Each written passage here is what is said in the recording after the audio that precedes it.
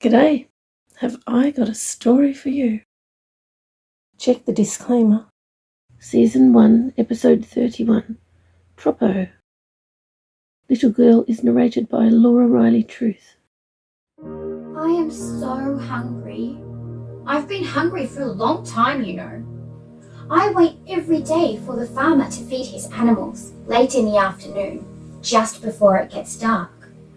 Then I go, and the animals are happy to give me a little bit of their food, especially the pigs. Sometimes they push a piece of pumpkin my way. Pumpkin is my favourite. The hens usually hide an egg or two for me in the corner most days, where I can reach under the fence and get them. Then I usually fill my can and a little bucket with water from the tap and go back to my secret place.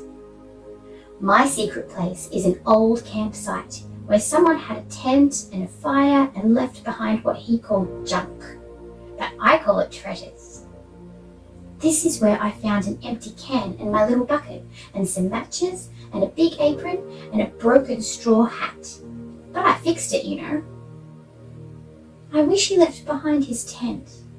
Then I would have a little house. I know how to use matches. I watched the man. I only have 2 left.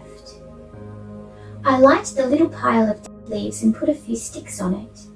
Then my little can of water goes on top of the 2 rocks each side, with an egg in it. I sit eating a piece of crunchy pumpkin from the pigs and a bit of carrot from the donkey while I wait for my egg to cook. I live here with 4 kittens that I took from the barn when I heard the farmer say that he was gonna, I don't like to think about that. Anyway, they're safe now with me, and Mum Cat often comes so they can drink her milk. Each night, I take the kittens to the barn, and Mum Cat shares her food with them. We all snuggle down in the straw until the cock crows. Then I take the kittens back to my secret place. I've been living here a long time, but today is special. Today is my last hungry day. After today, I know I will never have to hide again. You see, I have another secret. I have an imaginary friend, and she has a really good plan for me. But she can't stay with me long. I don't think anyone else would hear her, because her voice is in my head. She told me her plan again and again until I knew exactly what to do and where to go. She made sure I would remember. I try to sleep, but I can't. I'm too excited. The cock crows and I go and wait in my secret place. But this time I take the mum cat with me as well. I remember all the times that the farmer has said that he has way too many barn cats. And anyway, the mum cat will be safe with me now. I sit waiting. I see the morning light through the tree's leaves, and I know what to do. I put my big apron on, the one that the campers left behind, that has 2 big pockets at the front. I show the mum cat as I put 2 of her little kittens in each pocket. That's how I usually carry them. Then I pick her up and start walking. I smile and hum a tune as I walk. I think I'm happy. I haven't been happy in a long time. Okay, I found it. I knew it would be here, right where she said it would be. Oh, the poor mum. I reach inside the pouch from the back and take out a sweet little baby furry thing. It's not a kitten. It's very round like its mum. I hold it next to the mum cat for warmth and she starts cleaning it. I keep walking. I think I will call it Toby. I know the cat is a tabby, with all her pretty stripes. Toby and Tabby, I think sounds good. And her babies will also need names. I walk a bit further. Yes! I can see the road, I think. Ah, there it is! The big black car with the back door open, ready for me. I knew it would be here. I run as fast as I can and get inside the back. It's real! It's really here! I'm safe! Thank you! Thank you so much! I put Tabby beside me on the seat with Toby, while I put a blanket on the floor. I put the 4 kittens along with Tabby and Toby on the blanket. Tabby continues cleaning her new baby while he drinks her milk with his new brothers and sisters. I think he's very hungry. I close the door and look up. I'm ready. I see the divider being pulled down, and now I see the kind man's smiling face. I smile back. He lets me know that there are nice warm jackets and blankets on the seat, and bags of food on the floor. He says I can eat as much as I want. Wow! I find a warm jacket and put it on. It is brown.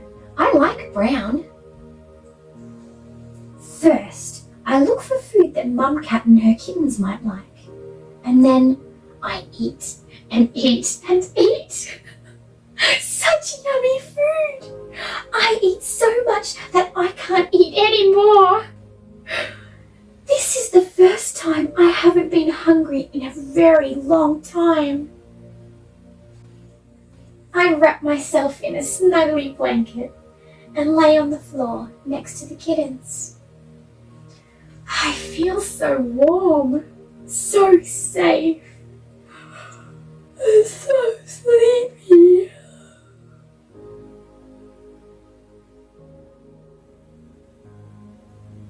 Little Bub's been gone from my head for a while now. I can feel the difference, and frankly, I like it better with her there.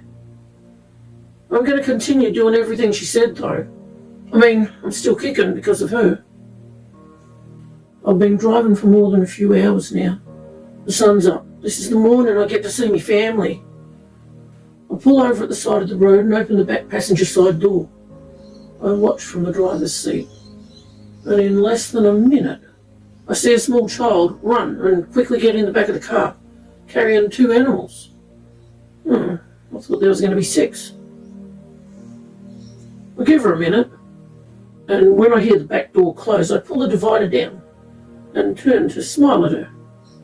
Oh, I think there's a little girl somewhere under all that dirt. Oh, she smiles back at me. I let her know that there are nice warm jackets and blankets on the seat and bags of food on the floor, and make sure she knows that she can have whatever she wants. She seems very happy, and I let her know that there will be 2 more passengers. As I begin to raise the divider, I notice the extra animals on a blanket on the floor. So there is 6 after all. I continue driving and pull over twice more, and everything the little anchor biter said would happen actually happens. I pull over and there is a woman with lots of luggage. Blimey, she must have packed everything but the kitchen sink. As soon as I pull up, I open the boot and help her lift all the luggage in. She gets in the front passenger seat just like I knew she would. I pull up a bit further down the road and an old man comes out of the bushes where he was hiding and gets in the back. He has no luggage at all. I know what the little bub voice said, but I just have to make sure that Kittywink is okay. So I pull the divider down to check. I turn to see the old man crying as he sees the child. The car door closing must have woken her up. She flings her arms around him, saying, Granddad! I knew you would come! The Sheila and I watch them hugging each other. Oh, blimey. I got watery eyes again. I quickly turn and continue driving. I don't think the woman saw. She's busy raising the divider. As I pull into my driveway, I see me family and me 2 best mates all outside waiting for me. Me missus and 3 boys rush to hug me. I'm so relieved to see them. I hug them all back and make sure they all know how much I love them and how precious they are to me. Struth, we were all a bit sooky, but I don't really care. Me 3 boys go and help the little girl get her new pets inside. Was one of them a wombat? What is a cat doing with a baby wombat? We watch as our now 4 children and their new granddad go inside the house. My wife and I hug for a long time. We whisper how much we love each other over and over again, as though we're making up for all the times we thought it and didn't say it. Why didn't we just say it to each other? I don't know. We decided that we never want to be apart again. The missus tells me about a little angel's voice who spoke in her head and told her that I was still alive and on my way home with our new daughter and her granddad. A lovely old gentleman who would love to have 3 new grandsons. As she smiles up at me, I think that her face is the most beautiful thing I've ever seen. It's Bonza still being alive. The missus says something about the boys giving up their bedrooms for their new sister and granddad. I nod and say, yes, I knew they would. I know how much you've always wanted a little girl. I didn't say, but I've always wanted a little girl too. And now they all have a granddad as well. It's so good for children to have older family around.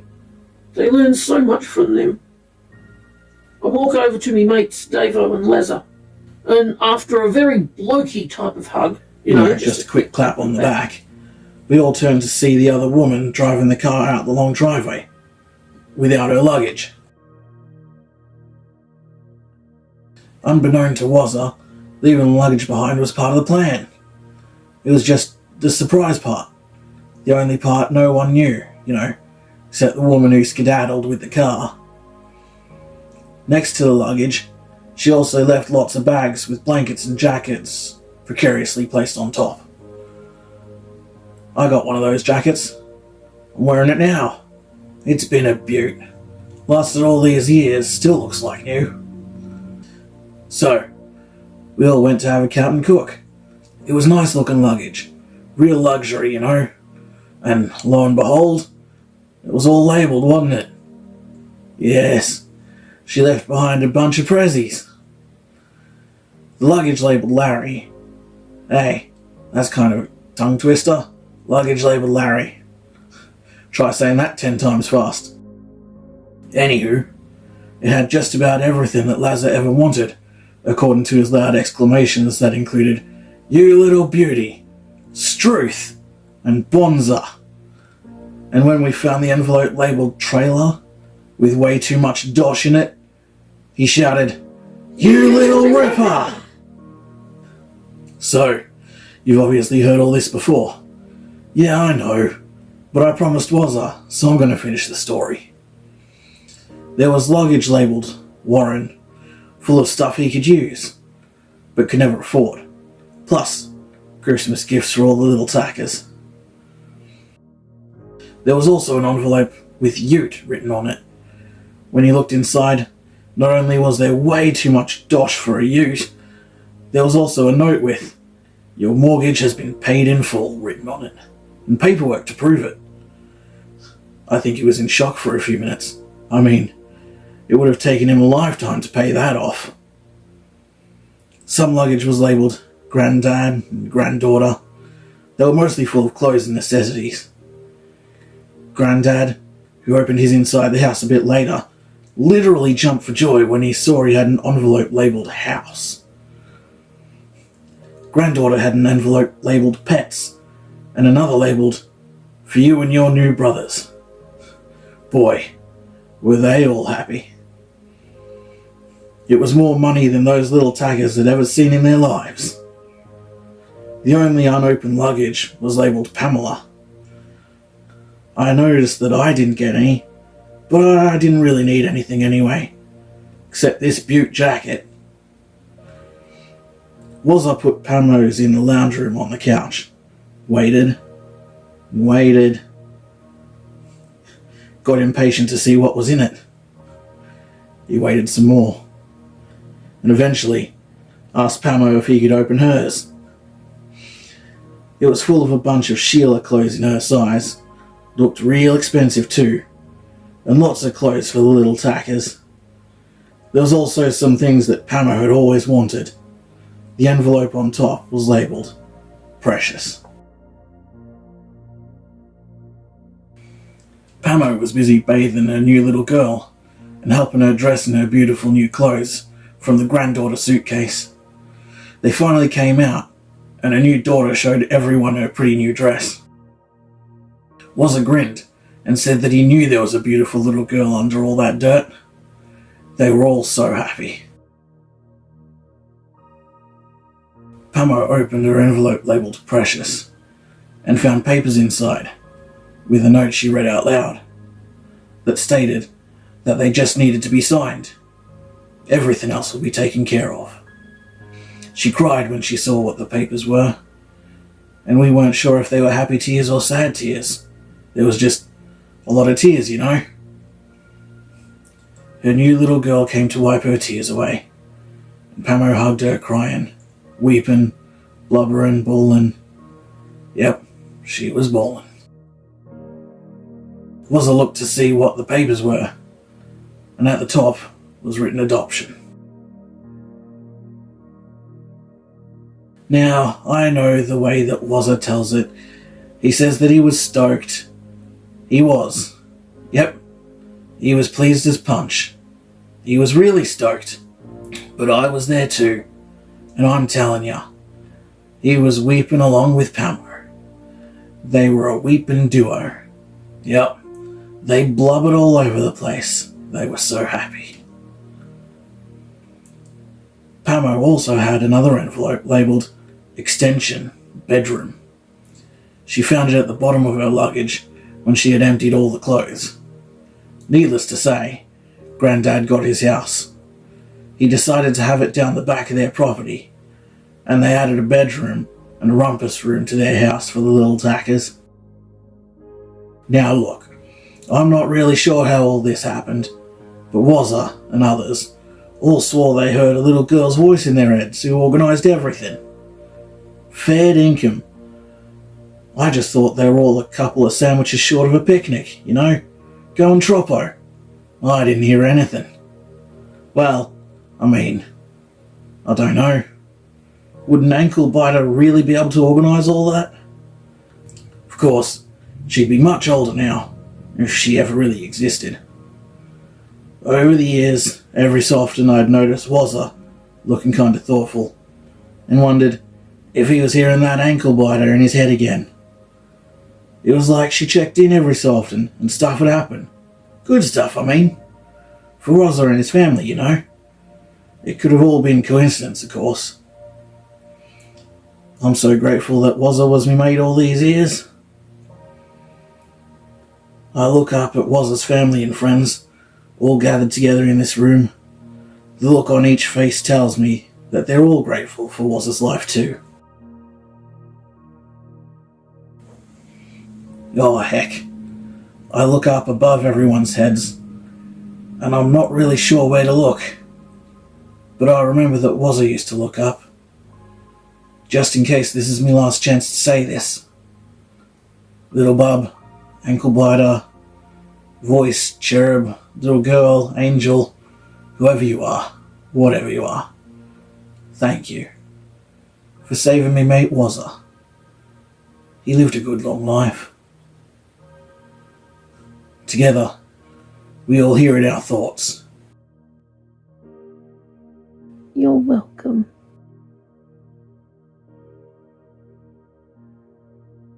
Thank you so much for joining us with a cuppa. We appreciate your company.